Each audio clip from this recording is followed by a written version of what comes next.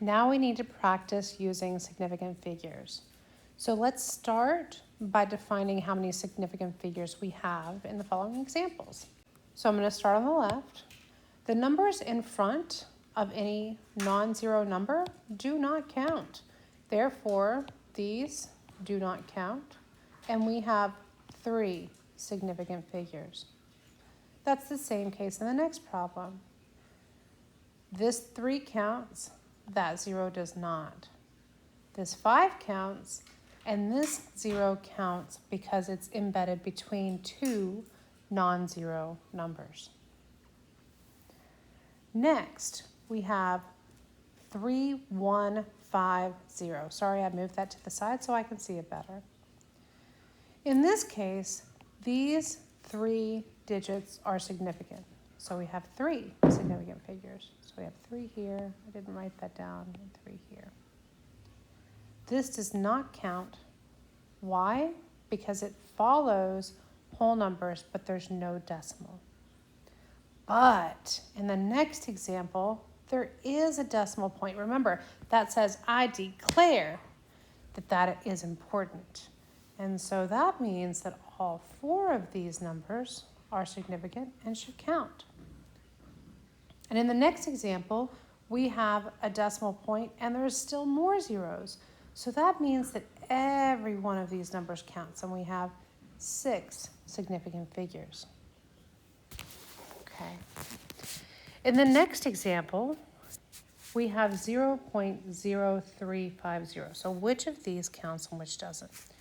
Remember, anything that precedes a number that's 1 through 9 does not count.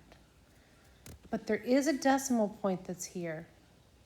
And so this number counts, and this number counts. Why does that last 0 count? Well, it's after a decimal point and after a non-zero number. So a number that's 1 through 9, and then that 0 comes in. Scientific notation is actually pretty easy because most of the time you only write significant figures before that times 10 to the whatever it may be. So all 3 of these are significant. We also have a decimal point declaring that 0 is significant, and it's between 2 non-zero numbers. Okay, this next number, all these guys, all these zeros are just placeholders.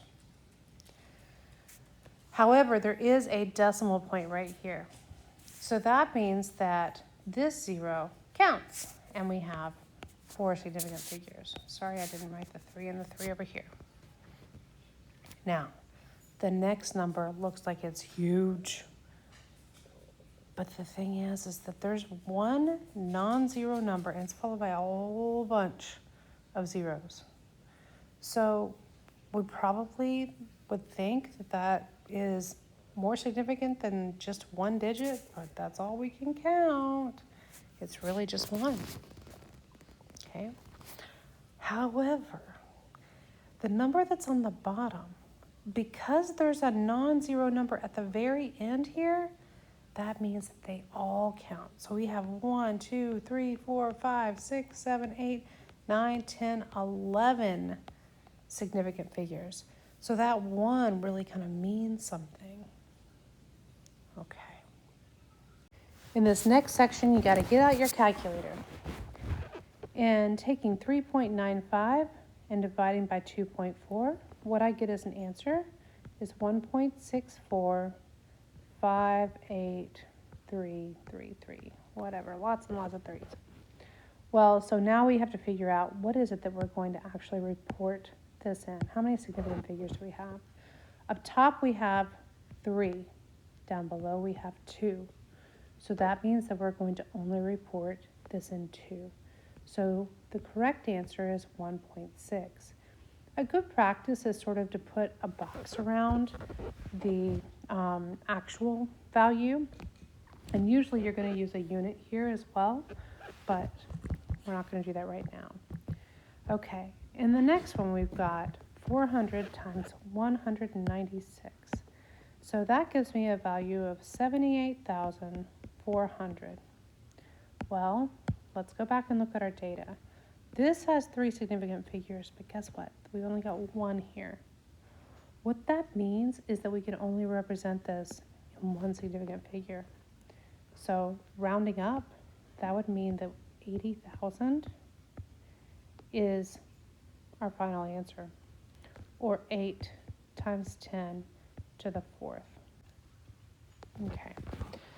Next, we have 0.000136 times 10.